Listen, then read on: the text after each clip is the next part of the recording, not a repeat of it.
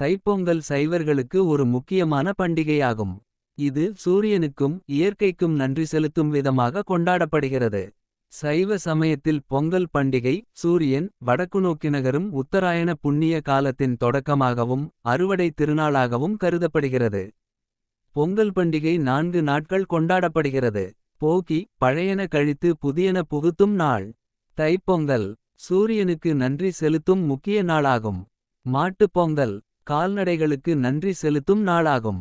காணும் பொங்கல் உறவினர்களையும் நண்பர்களையும் சந்திக்கும் நாளாகும். சைவ சமயத்தை பொறுத்தவரை பொங்கல் என்பது சூரிய வழிபாட்டின் ஒரு பகுதியாகும்.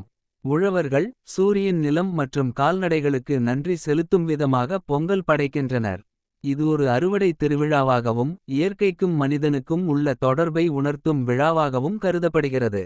பொதுவாக பொங்கல் தினத்தன்று புதுப்பானையில் பச்சரிசி வெல்லம் பால் நெய் முந்திரி திராட்சை போன்றவற்றைச் சேர்த்து பொங்கல் வைத்து சூரியனுக்கு படைப்பார்கள். இது சைவ சமய மரபுகளின்படி இயற்கையின் வளமைக்கும் விளைச்சலுக்கும் நன்றி செலுத்தும் ஒரு சடங்காகும்.